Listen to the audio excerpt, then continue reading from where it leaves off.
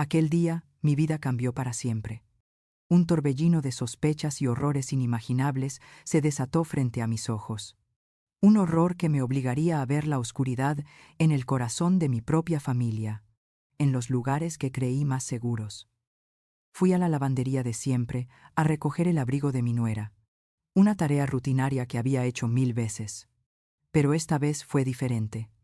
El dueño, un hombre silencioso y de pocas palabras que conocía desde hacía décadas, me miró con una intensidad que heló la sangre en mis venas.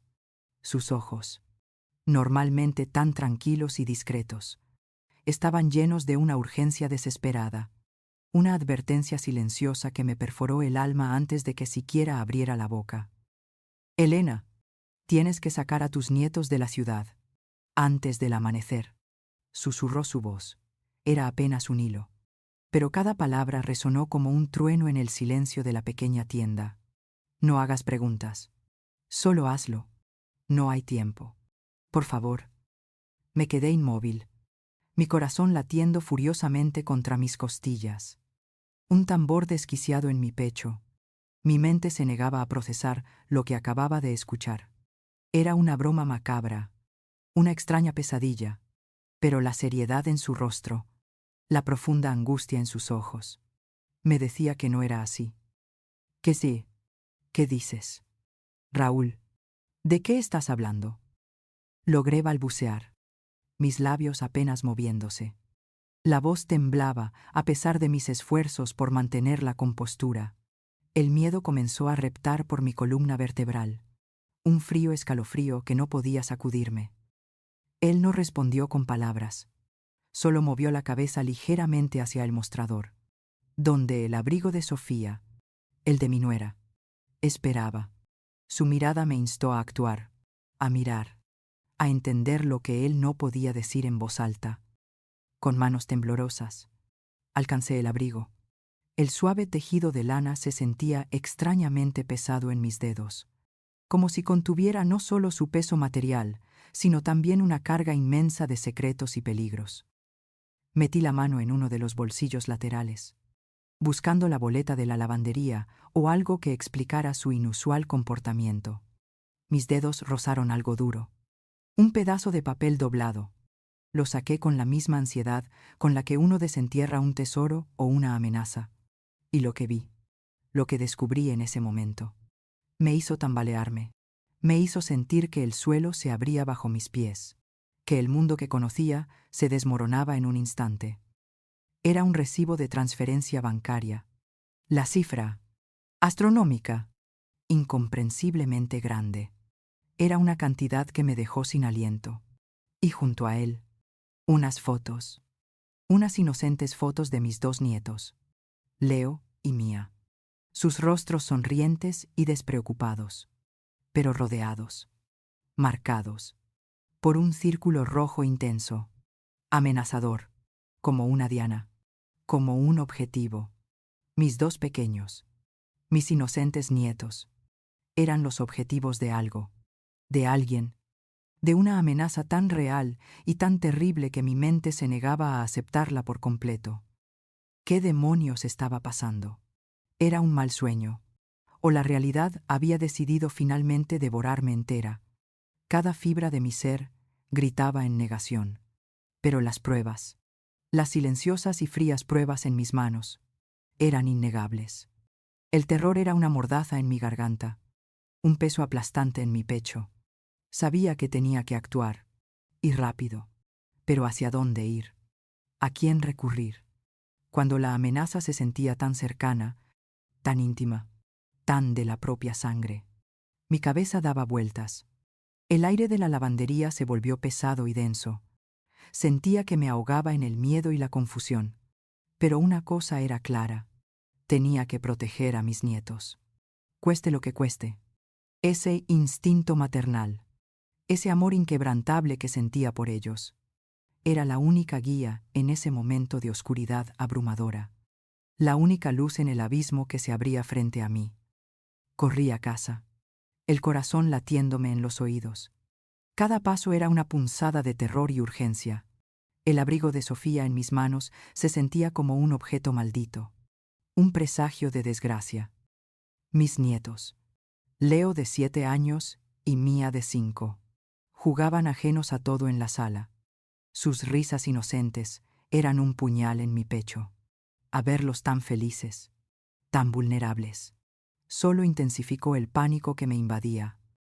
¿Cómo podía Sofía, su propia madre, estar involucrada en algo tan monstruoso, tan inhumano, tan cruel? La idea era un veneno. Se extendía por mis venas. Oscurecía mi mente. Repasé los últimos meses en mi cabeza, buscando señales. Cualquier indicio que hubiera pasado por alto. Y sí, ahí estaban. Pequeños detalles que en su momento había ignorado, atribuyéndolos a la juventud de Sofía o a su personalidad volátil.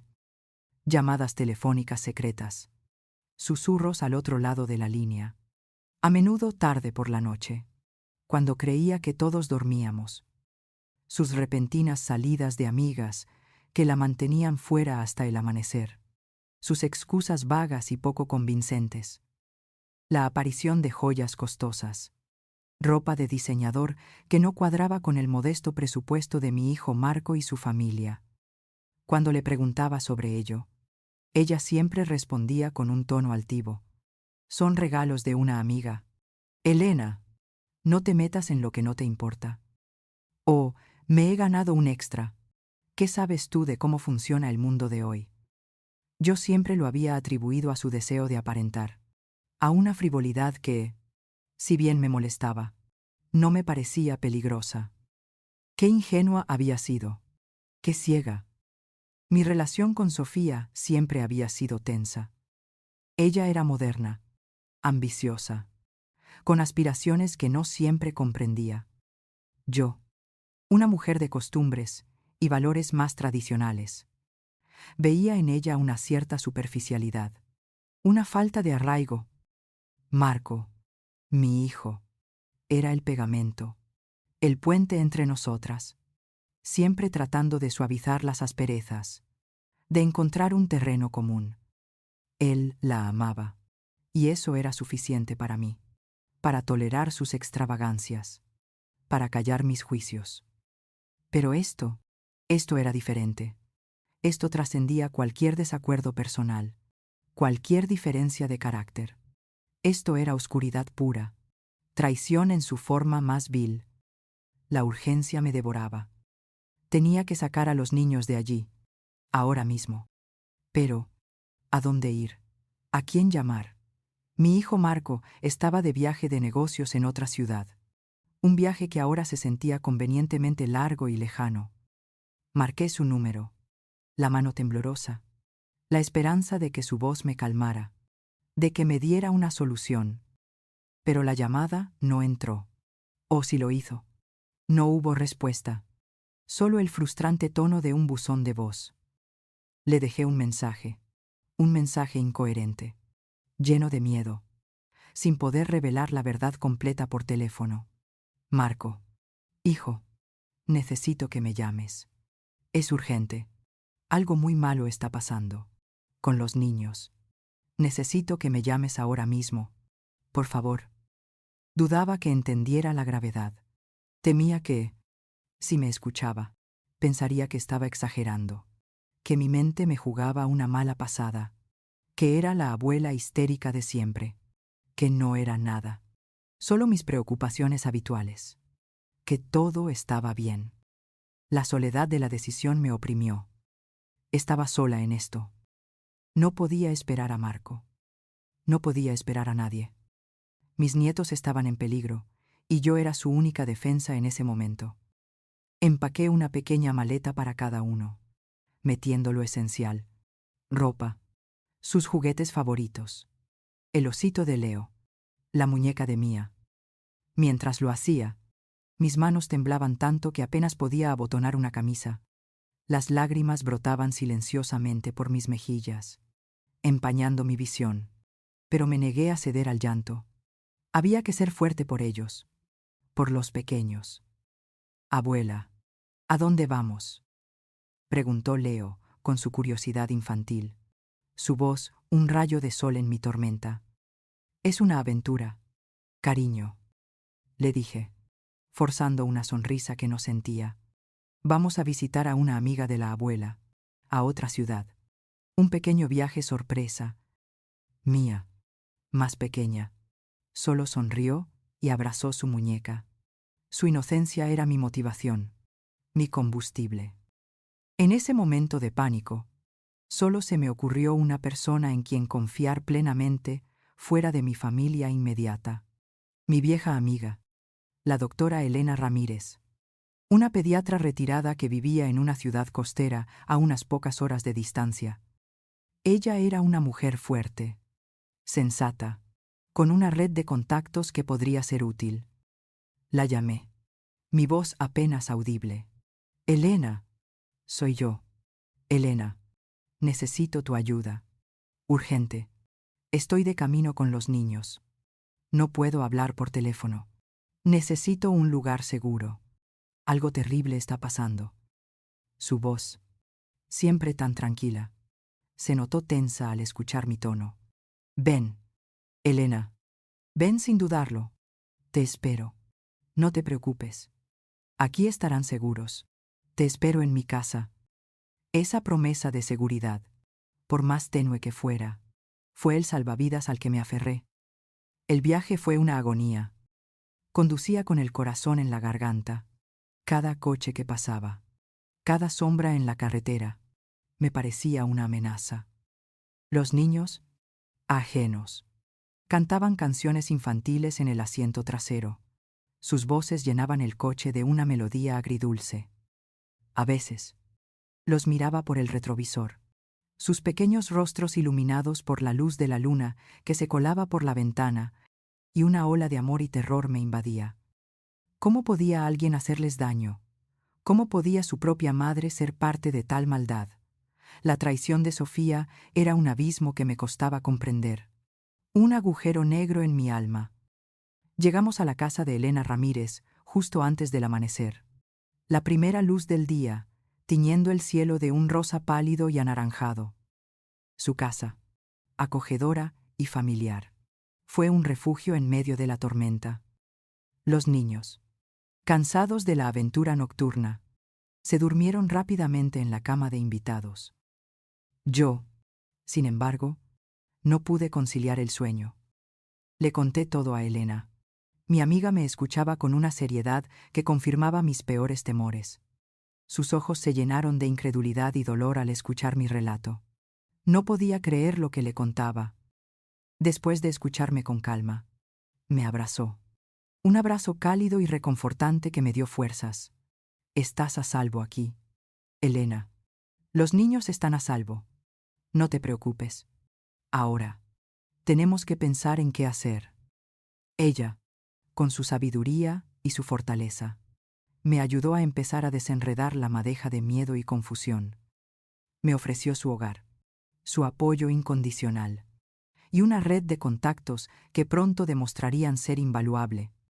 La seguridad de mis nietos era primordial, y en ese momento, la prioridad era mantenerlos ocultos y a salvo de la oscuridad que los acechaba, la que se acercaba cada vez más a nosotros.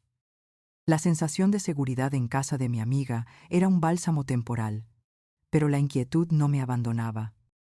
Necesitaba respuestas, necesitaba justicia, y necesitaba proteger a mis nietos de forma permanente. Mi amiga Elena Ramírez, con su sensatez característica, me sugirió que buscara ayuda profesional, no solo apoyo emocional, sino legal y espiritual. Ella, al ser una mujer de fe, me animó a hablar con un sacerdote local que conocía, el Padre Miguel, un hombre de gran sabiduría y compasión. Él te sabrá guiar. Elena, me dijo, y si hay alguien que pueda ayudarte a entender esta oscuridad, es él. Al día siguiente, después de asegurar que los niños estuvieran bien atendidos y entretenidos por mi amiga, me dirigí a la parroquia local. El Padre Miguel era un hombre de mediana edad, con ojos amables y una presencia serena que inspiraba confianza. Le conté mi historia, Desde el escalofriante aviso en la lavandería hasta el descubrimiento del recibo y las fotos marcadas, mi voz, al principio, temblaba, pero a medida que hablaba, sentía un peso liberarse de mis hombros, una parte de la carga que había llevado sola.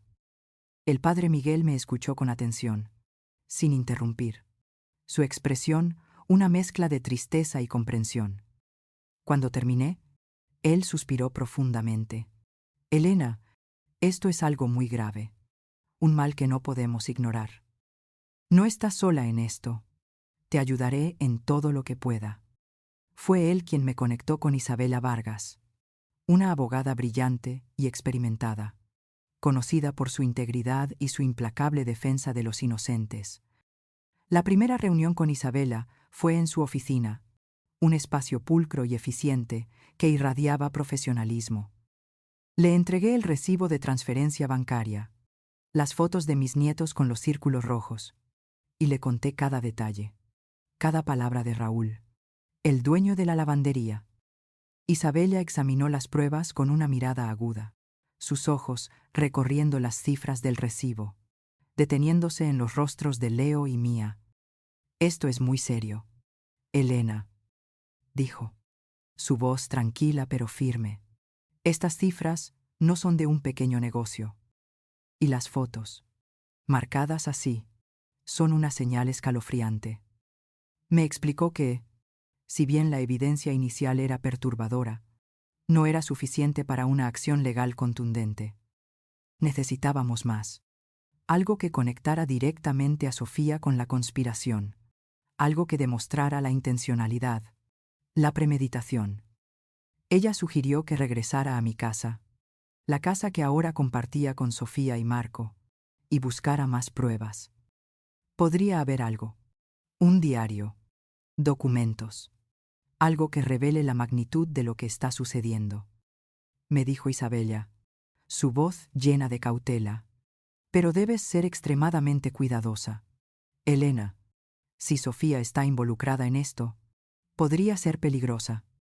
La idea de volver a esa casa, que antes era mi hogar, ahora me llenaba de pavor. Se había convertido en un lugar de secretos y traiciones. Un nido de víboras donde la oscuridad acechaba. Pero no había otra opción. El amor por mis nietos era más fuerte que cualquier miedo. Mi amiga Elena me acompañaría hasta las afueras de la ciudad, esperando en el coche mientras yo me adentraba en la boca del lobo. Regresé a mi ciudad. La casa se sentía diferente. Cada sombra parecía esconder un secreto. Cada sonido era una advertencia. Entré con una llave de repuesto que guardaba. La casa estaba en silencio. La ausencia de Sofía era palpable. Busqué sistemáticamente, con el corazón latiéndome a 1000 por hora. Cada cajón, cada armario, cada rincón que se me ocurrió. No podía permitirme dejarme llevar por el pánico. Tenía que ser metódica. Tenía que ser fuerte. Mis nietos dependían de mí. Después de horas de búsqueda infructuosa, la desesperación comenzó a cundir.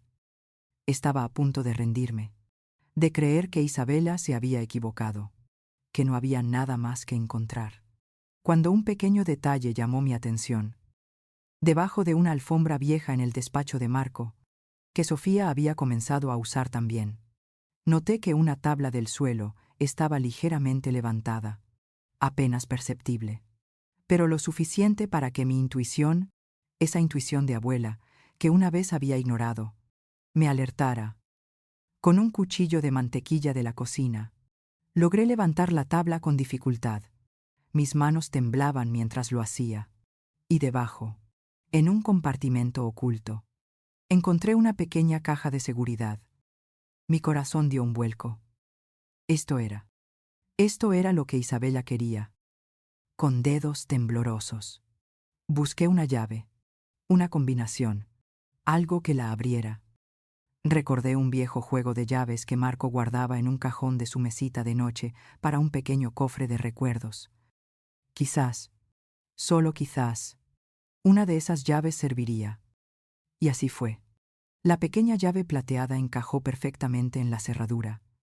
Abrí la caja y el contenido me dejó sin aliento. El impacto de lo que vi fue un golpe directo en el estómago. Había fajos de billetes de dólares estadounidenses. Una cantidad exorbitante. Mucho más de lo que jamás había visto en mi vida. Lo suficiente como para saber que no era dinero honesto. Junto al dinero, encontré 3 pasaportes, 2 de ellos falsos, con las fotos de mis nietos, Leo y Mía, pero con nombres diferentes, identidades nuevas. Y el tercero era de Sofía, también falso, también con un nombre diferente. Mi corazón se encogió. Un grito silencioso de horror se atoró en mi garganta. Esto era real. Era una pesadilla hecha realidad. Una pesadilla que se extendía como una mancha de tinta negra. También había un teléfono móvil nuevo.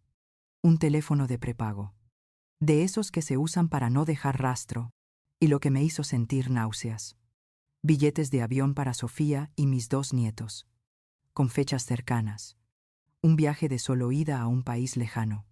Un país donde no conocíamos a nadie. Donde ellos no conocían a nadie. No había billete para Marco. Para mi hijo. En ese momento, la verdad me golpeó con la fuerza de un rayo. Sofía no solo estaba involucrada en una trama oscura, sino que planeaba huir con mis nietos, abandonando a Marco, abandonando su vida, para entregarlos a algo inimaginable, a una vida de la que nunca regresarían. La traición de Sofía, la frialdad de su plan, me dejó atónita. Mi nuera, la mujer que mi hijo había amado, era una criminal, una conspiradora capaz de vender a sus propios hijos. Las lágrimas, que había contenido durante tanto tiempo, fluyeron sin control. El dolor era inmenso.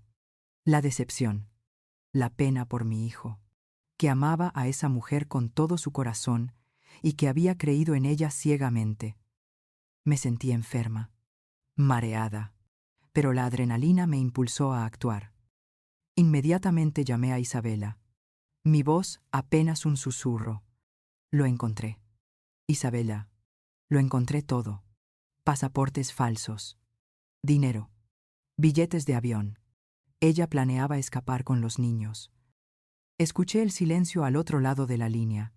Un silencio cargado de gravedad. Elena, no toques nada más de lo que ya has tocado. Me dijo Isabela con voz urgente. Sal de ahí. Ahora mismo. Y no le digas a nadie que estuviste allí. No hables con nadie. No le digas a Sofía. Voy a contactar a las autoridades federales. Esto es mucho más grande de lo que pensábamos. Mucho más peligroso.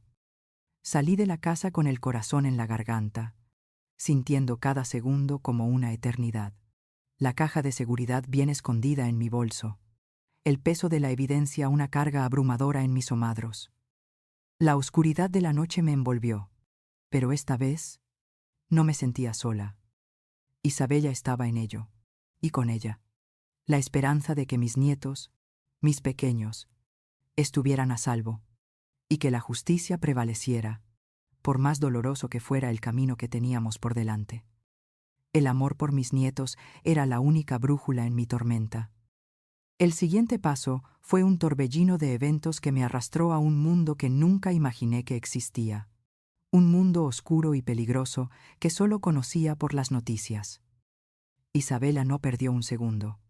Sus contactos en la abogacía y su reputación intachable le abrieron las puertas de las agencias federales.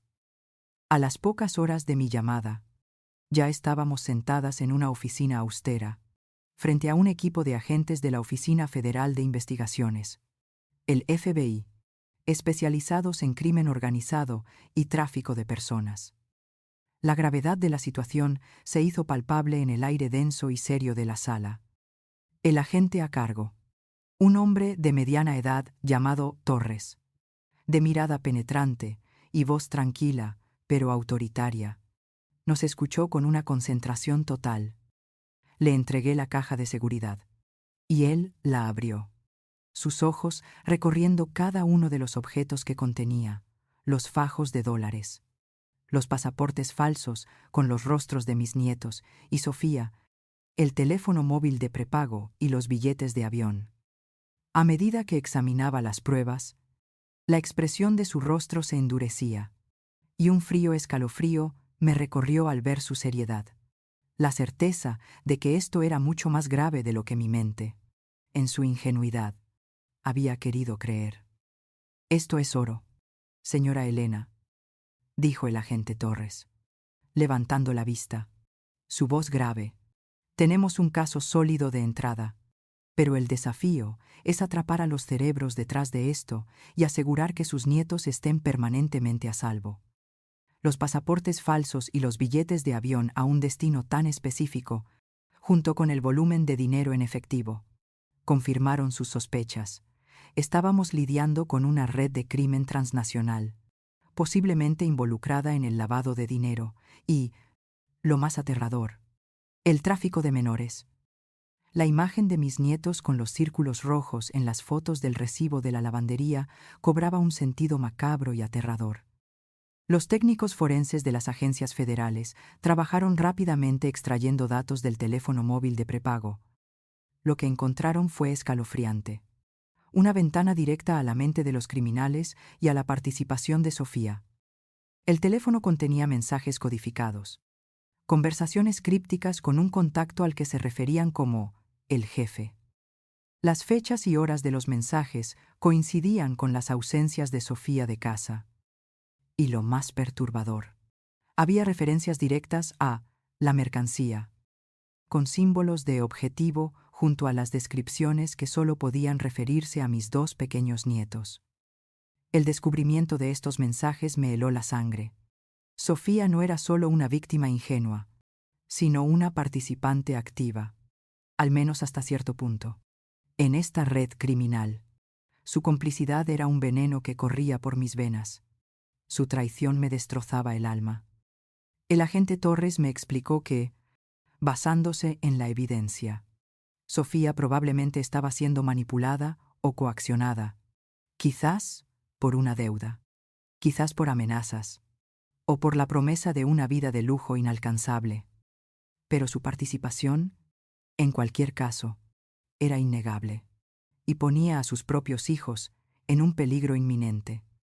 La noticia de que mi nuera era parte de esta red fue un golpe devastador, un dolor agudo que me atravesó el corazón. Había amado a Sofía como a una hija, a pesar de nuestras diferencias, y ahora la verdad era un peso insoportable. Mientras tanto, Marco, mi hijo, finalmente respondió a mis llamadas. Su voz denotaba preocupación, pero también irritación por mi mensaje alarmista. Tuve que tomar una decisión difícil: contarle todo por teléfono, incluso antes de que los federales tuvieran un plan. Mi voz era firme, pero mi corazón se rompía al imaginar su reacción. «Marco, hijo, tienes que venir. Ahora mismo. No estoy en casa. Estoy en otra ciudad, con tus hijos. Sofía. Sofía está metida en algo muy malo, en algo terrible. Tus hijos están en peligro». Hubo un silencio aturdido al otro lado de la línea. Él no lo creía. «Mamá, ¿de qué hablas? ¿Qué estás diciendo? Sofía no haría nada malo. Es una tontería lo que dices. ¿Dónde están los niños?» Entonces le conté lo de la lavandería, lo de Raúl, el recibo, las fotos, y finalmente, lo de la caja de seguridad, los pasaportes falsos, el dinero, los billetes de avión. El silencio volvió, pero esta vez fue un silencio pesado, de incredulidad, luego de horror. Su voz, cuando volvió a hablar, estaba quebrada. «No, mamá, no puede ser. No, Sofía no haría eso. No». Era el sonido de un hombre al que le acaban de romper el corazón. La voz de un hombre que se ve obligado a enfrentarse a la verdad más amarga, un dolor que se sentía en el alma. Marco regresó de inmediato, con el rostro pálido y los ojos hundidos. Se reunió con los agentes federales y conmigo en un lugar seguro. Ver a mi hijo destrozado fue una de las experiencias más dolorosas de mi vida. pero su amor por sus hijos era más fuerte que su dolor, y rápidamente se unió al plan de los federales para rescatarlos. El agente Torres, con la ayuda de su equipo, ideó un plan audaz y arriesgado. Necesitaban capturar a el jefe y a Sofía en el acto, con pruebas irrefutables. La estrategia era una desaparición falsa. Marco simularía estar devastado por la desaparición de sus hijos y de su esposa, utilizando su angustia para presionar a Sofía y a la organización. Mientras yo y los niños permaneceríamos ocultos y a salvo en casa de Elena, mi amiga. La idea era que, al no tener a los niños, el jefe y Sofía se verían obligados a comunicarse abiertamente para intentar localizarlos o renegociar el trato. El plan era arriesgado, pero era nuestra mejor oportunidad. Marco, con el corazón roto, pero con una determinación férrea, comenzó su papel. Reportó la desaparición de su esposa y sus hijos, dando entrevistas a la prensa local, con un rostro de angustia que no tenía que fingir. Su dolor era real, su preocupación por sus hijos, inmensa. La trampa se estaba tejiendo. Los agentes federales interceptaron una llamada clave. Marco, siguiendo las instrucciones de Torres, llamó a Sofía. La conversación fue grabada. Cada palabra, cada respiración, cada silencio. Marco, con una voz llena de desesperación, le exigió saber dónde estaban los niños. Sofía, nerviosa, vaciló. Intentó desviar la conversación, pero la presión de Marco y la insistencia de que el jefe necesitaba a la mercancía antes de que se arruinara el trato, la hizo ceder. En un momento de pánico, el jefe intervino en la llamada, su voz fría y calculadora, exigiendo que Sofía entregara la mercancía en un lugar específico, un hotel de lujo en una ciudad cercana, en una fecha y hora determinadas. La trampa estaba puesta. Los hilos se cerraban. La operación de emboscada fue meticulosamente planeada. El hotel fue discretamente vigilado. Cada entrada y salida controlada. El día acordado llegó, y la tensión en el aire era palpable. Yo estaba en casa de mi amiga, con mis nietos, pegada a la radio, escuchando las actualizaciones en tiempo real que nos proporcionaban los agentes. Cada minuto era una eternidad. Cada informe un escalofrío de miedo y esperanza. Finalmente, el informe llegó. La voz del agente Torres, tranquila y profesional, anunció: operación exitosa. Ambos sujetos, Sofía y el jefe, han sido aprehendidos. El dinero y las pruebas han sido asegurados. Los niños están a salvo, fuera de peligro. Una ola de alivio me inundó. Un torrente de emociones que me hizo llorar de pura gratitud y agotamiento. Mis nietos estaban a salvo. La pesadilla había terminado. Al menos la parte más urgente y aterradora. El camino por delante sería largo y difícil, pero sabíamos que habíamos ganado la primera batalla, la más importante, la de proteger a los inocentes. La justicia, aunque lenta, ya se asomaba en el horizonte. El arresto de Sofía y el jefe fue solo el comienzo de un largo y doloroso proceso. Las semanas que siguieron estuvieron marcadas por el caos, la incredulidad y un dolor emocional que parecía no tener fin. Mis nietos, Leo y Mía, seguían en casa de mi amiga Elena, protegidos de la tormenta mediática y de la cruda realidad que rodeaba a su madre. Su inocencia era el único consuelo en medio de la oscuridad. Marco, mi hijo, estaba destrozado. Su fe en Sofía, en su amor, se había hecho añicos, y la culpa de no haber visto las señales, de no haber protegido a sus hijos antes, lo carcomía por dentro. Lo abracé una y otra vez, intentando consolarlo, recordándole que no podía haber sabido, que nadie habría podido imaginar tal traición. Los cargos contra Sofía y el jefe eran graves y numerosos, lavado de dinero, conspiración para secuestrar a menores, participación en una organización criminal transnacional y un sinfín de delitos relacionados con el tráfico de personas. La investigación federal desenterró una red mucho más vasta de lo que habíamos imaginado. Una red que se extendía por varios países y que había operado impunemente durante años. Los mensajes del teléfono de Sofía, los pasaportes falsos, los billetes de avión y las declaraciones de otros implicados en la red que los federales lograron identificar y capturar. Todo pintaba un cuadro sombrío de avaricia y crueldad. El juicio fue un espectáculo doloroso. Tuve que testificar, reviviendo cada momento de terror, cada detalle del descubrimiento, de la advertencia de Raúl en la lavandería, de la caja de seguridad. Ver a Sofía en el estrado de los acusados, con el rostro demacrado y los ojos vacíos, fue una experiencia que nunca olvidaré. No era la Sofía que mi hijo había amado. No era la madre de mis nietos que alguna vez conocí. La vi frágil, asustada, y en cierto modo, también una víctima de sus propias malas decisiones y de una red de poder mucho mayor que ella.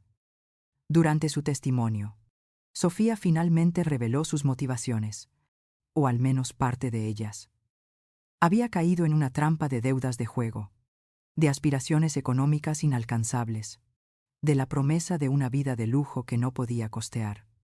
El jefe la había engatusado, ofreciéndole una salida fácil, un camino para resolver sus problemas a cambio de favores, pequeños al principio, luego más grandes, hasta que se encontró atrapada, coaccionada y chantajeada. Le habían prometido una gran suma de dinero y una nueva vida en el extranjero, lejos de sus deudas. Si entregaba a sus hijos a la red, si les proporcionaba identidades falsas y los llevaba a un punto de encuentro específico. Ella, cegada por la desesperación y el engaño, había creído que era la única manera de asegurar un futuro, aunque ese futuro significara el infierno para sus propios hijos. Su arrepentimiento, si es que lo había, parecía ahogado por el miedo y la autojustificación. Un arrepentimiento tardío, si es que alguna vez fue genuino. Las sentencias fueron severas. El jefe recibió la pena máxima por sus crímenes. Una cadena perpetua que garantizaba que nunca más vería la luz del día fuera de una prisión. Sofía, debido a su complicidad y al daño irreparable que había causado, también recibió una condena considerable, aunque menor que la del cabecilla de la red, de muchos años de prisión. La justicia había sido dura, pero necesaria, para proteger a la sociedad de individuos tan peligrosos y para enviar un mensaje claro. El destino de mis nietos era la siguiente batalla. La custodia de Leo y mía fue un tema central. Marco, su padre, los amaba incondicionalmente, pero la situación era compleja. Los abogados de Sofía intentaron argumentar que Marco, al haber sido engañado por su esposa, había sido negligente en la protección de sus hijos. Pero la evidencia, mi testimonio y el apoyo de Isabela, mi abogada, fueron cruciales. Se demostró que Marco era una víctima más de la manipulación de Sofía y que había actuado con diligencia en cuanto conoció la verdad. Finalmente, el tribunal otorgó la custodia completa de Leo y mía a Marco, con la condición de que yo, su abuela, tuviera un papel activo y permanente en su crianza y cuidado. Mi participación, mi valiente acción desde el principio, fue reconocida como un factor determinante en su rescate y su seguridad. Fue un reconocimiento a la tenacidad de mi amor, a mi instinto maternal, a mi valentía, a mi resiliencia inquebrantable. La vida, sin embargo, no vuelve a ser la misma después de una experiencia así. La familia necesitaba un nuevo comienzo. Lejos de los recuerdos dolorosos y la sombra de lo que había sucedido, decidimos mudarnos a una nueva ciudad, a kilómetros de distancia de nuestro antiguo hogar, a un lugar donde nadie nos conociera, donde pudimos construir una nueva vida, lejos de las miradas curiosas y los susurros de lástima o juicio. Fue un proceso lento y arduo. Los niños, aunque pequeños, habían sentido la tensión, la ausencia de su madre, la tristeza de su padre. Tuvieron sesiones de terapia, sesiones de juego, y mucha paciencia y amor de nuestra parte. Lentamente, muy lentamente, comenzaron a sanar, a encontrar de nuevo la alegría en sus ojos, en sus risas. Marco, por su parte, tuvo que reconstruir su vida desde cero. El divorcio de Sofía fue un mero trámite legal. El verdadero divorcio había sido de su corazón. Con el tiempo, encontró consuelo en sus hijos, en la rutina de la paternidad y en el apoyo incondicional de su madre. La relación entre nosotros se hizo más fuerte, forjada en el fuego de la adversidad. Éramos un equipo, una unidad, una familia que se negaba a ser destruida. Los años pasaron, y la estabilidad regresó gradualmente a nuestras vidas. Mis nietos crecieron, convirtiéndose en niños brillantes y resilientes. Leo desarrolló una pasión por la lectura, devorando libros con avidez, mientras que Mía encontró su voz en el arte, llenando nuestros días con dibujos vibrantes y melodías inventadas. Nunca les contamos los detalles más oscuros de lo que había sucedido con su madre, solo que ella estaba enferma y necesitaba estar lejos para recuperarse. Una verdad a medias que les permitía crecer sin el peso de una verdad que era demasiado cruel para sus pequeños corazones. Ellos sabían que su abuela y su padre los amaban incondicionalmente, y eso era todo lo que importaba. Ahora, cuando miro hacia atrás, veo esa experiencia como una cicatriz en mi alma, una que me recuerda la fragilidad de la vida y la oscuridad que puede esconderse donde menos la esperamos. Pero también me recuerda la fuerza del amor, la valentía que puede surgir en los momentos más desesperados y la importancia de la intuición. Siempre hay que estar atento a las señales extrañas, esos pequeños susurros de la intuición que a menudo ignoramos, esos pequeños detalles que parecen insignificantes, pero que pueden ser la clave para desvelar una verdad oculta, una amenaza inminente. La vida nos enseña a ser vigilantes, a escuchar esa voz interior que nos advierte cuando algo no está bien, a no ignorar las banderas rojas, por más sutiles que sean, a no justificar lo injustificable, a no callar ante la duda, a no mirar hacia otro lado cuando el corazón nos grita que algo anda mal, y la valentía de proteger a la familia, cueste lo que cueste. Esa es la lección más grande de todas. Porque a veces, la verdad más oscura se esconde donde menos la esperas, en los lugares más cercanos, en las personas que menos imaginas. Y el amor más fuerte es el que te obliga a enfrentar lo impensable, el que te da la fuerza para luchar por aquellos que amas, incluso cuando todo parece perdido, incluso cuando el mundo se desmorona a tu alrededor. Ese amor, ese instinto inquebrantable de proteger a los tuyos, es la luz que guía en la oscuridad más profunda. Hoy, me siento en el jardín, viendo a Leo y Mía jugar. Sus risas son el sonido más dulce del mundo, un eco de la vida que casi perdemos, un recordatorio de la victoria de la luz sobre la sombra. Mi corazón está lleno de una paz que tardó años en llegar, una paz ganada con mucho dolor y mucha lucha.